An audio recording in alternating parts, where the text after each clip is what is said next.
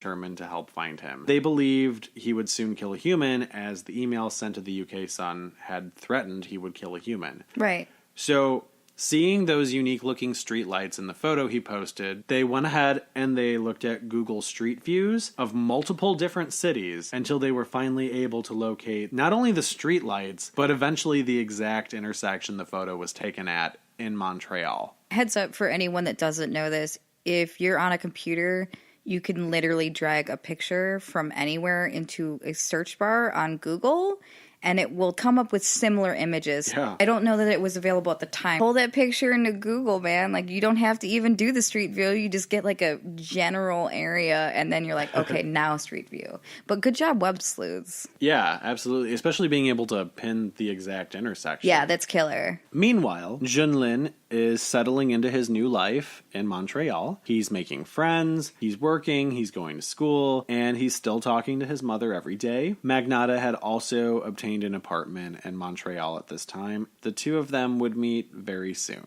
Online posts were being made on forums hyping a film that was reported to be called One Lunatic, One Ice Pick. There was even cover art for the film that was circulating online in which it showed a man in a purple hoodie gripping an ice pick. Luka, of course, was the one making all of these posts. He put things up pretending to be other people and posted on forums asking questions about where people could watch the film and how they could find it, and he made comments about its content, which according to some of these posts, apparently the film involved necrophilia. Luka was spreading the word about this video, but the film did not exist yet. It had not been shot yet. Right. He could have been everyone's best ad man, but he used it for horrific. He could have worked in PR in a heartbeat. Yeah, absolutely. On May 24th, Luka Magnotta posted a Craigslist ad that read, quote, "I'm looking for a sexy guy who is interested in becoming an actor in a personal movie I am making. Please be between 18 and 35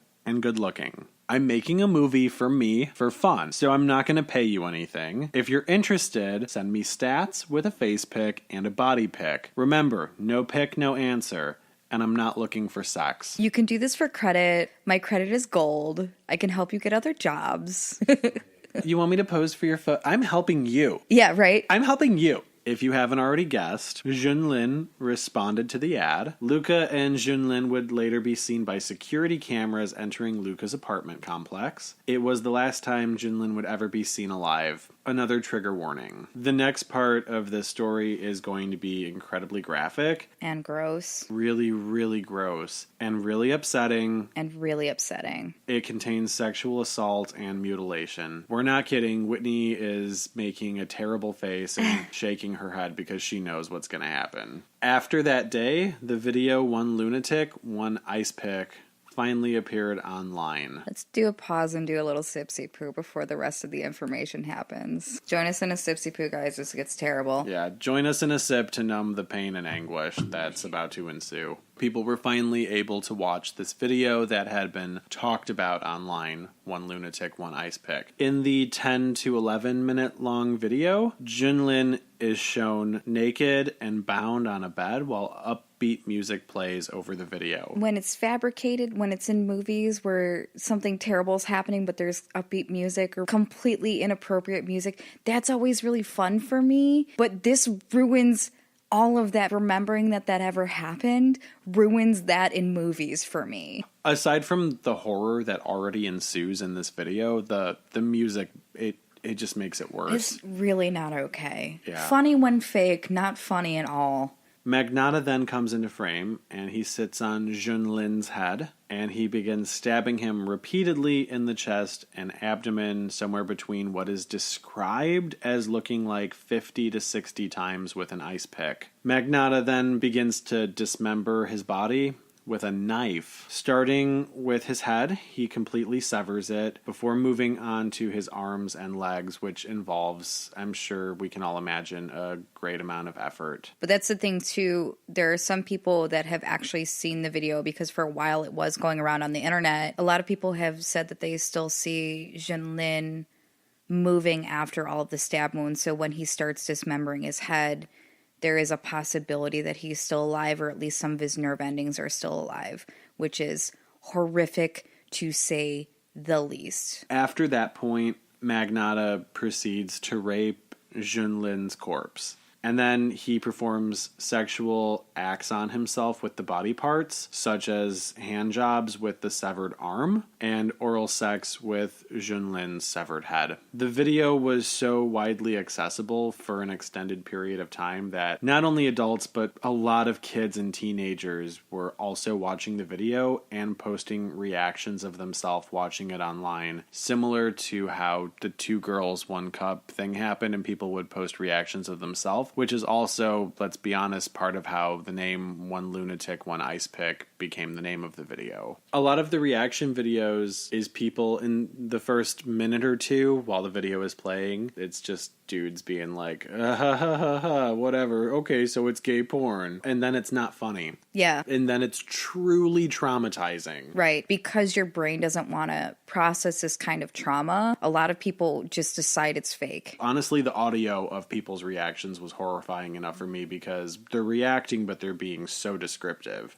I felt like I was seeing the video through this person's words and descriptions. Yeah. And there's like a 10-year-old that pretty much play by play describes it. Yeah, I know. The amount of small children that watched this video. On May 21st, 2012, Montreal police issued an Interpol arrest warrant on suspicion of first-degree murder and other charges. After that, the whole world was on a manhunt for Luka Magnotta. Articles began circulating throughout multiple European countries, but primarily England, France, and Germany. Magnotta began posting on various websites, and at this point, he's now lashing out at those who he believes, in his own mind, have wronged him in one way or another. He's making very angry posts. And he fled Canada and headed for Paris, using a fake passport under the name Chris Trammell. After the fact, passengers who were on that flight said that they recall him smelling like sweat and in intervals going to the back of the plane and crying hysterically. He went through the motions of committing this horrific murder and filming it and putting this video up. Seriously? Now you're gonna go and you're gonna cry about something you did like that?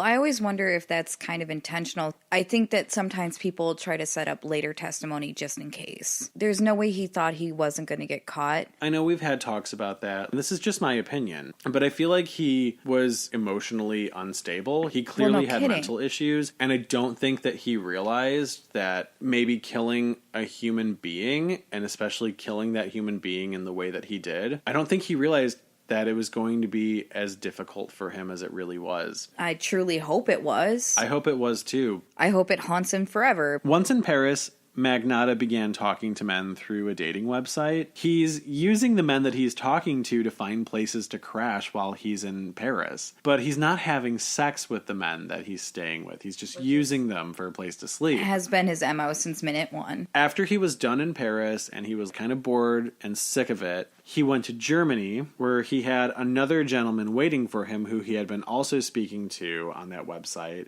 And this man offered him a place to sleep on his pull-out bed.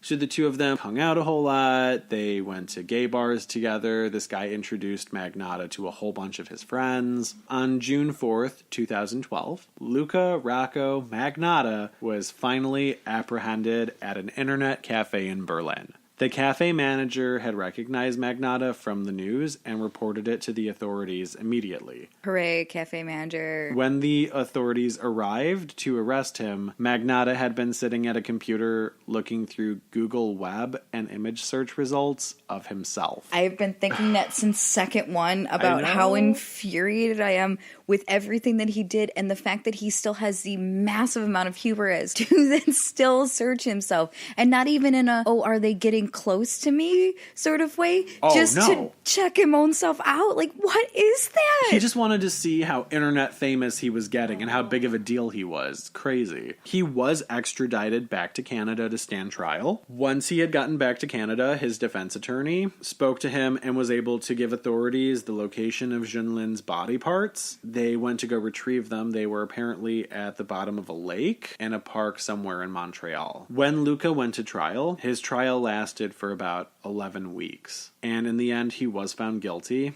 and he was sentenced to life in prison. Am I remembering correctly that he threatened to send a body part to a newspaper? You're right. That was definitely an element to it. Okay. It's hard for me because of Junlin's family in the aftermath. His mother couldn't even go to the burial where they had interred his ashes because it was too painful for her. So his father went and he held the urn that his ashes were in, but she just couldn't be there for it. Which I get, man. Holy cow. I know. It's not fair. So that's Luka Magnotta, and it's over with. That was my story, yeah. That was fucking terrible, and I'm mad. Now that the horror of my Luka Magnotta story is finally over with, we get to jump into something way cooler and hopefully way less horrifying, and you're going to tell me about something awesome. My story, unfortunately, it is strangely really hard to find ghosts that are on the queer spectrum. I could see that, yeah. Yeah, because it's either alluded to but not actually well known in most cases because it's been a lot of washing over sexuality. I found this and I started looking into it and I couldn't remember why the name rang such a bell. And then I remembered because it's horrific. I'm super jazzed. I want to know what it is so bad. You've been telling me about it. I'm going to talk about Port Arthur. It's in Tasmania. Okay. I don't know anything about this. I think you do, and I think it's just something that your brain might just not be associating the words. The thing about Port Arthur, in 1995, it was the site of Australia's biggest and most horrific massacre. 35 people died at the hands of Martin Bryant, who was fairly unstable but seemed harmless until he started acquiring basically an artillery. There was a community there because it is a very big tourist destination that's called Seaside, and he thought that they had wronged his parents, and so he went there specifically to kill tourists because he felt like Seaside had wronged him. Oh my God. We'll get into this on a completely different episode because obviously we're doing the paranormal and there is a lot of ground to cover that actually thankfully helped to change gun laws in Australia. Oh, amazing. Yeah. Handguns were regulated, but basically artillery style guns were not. Yeah. After 35 people, including 6-year-old children, were killed. Yeah. There was a public outcry to change the gun laws, which obviously helped and actually did.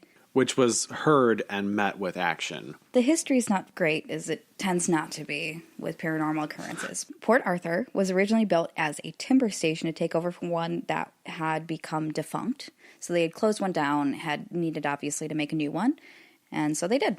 Shortly after, it was developed into a convict settlement on the Tasmanian Peninsula in Tasmania, Australia. It is now an open-air museum that is one of 11 other formal remnant penal sites built by the British Empire.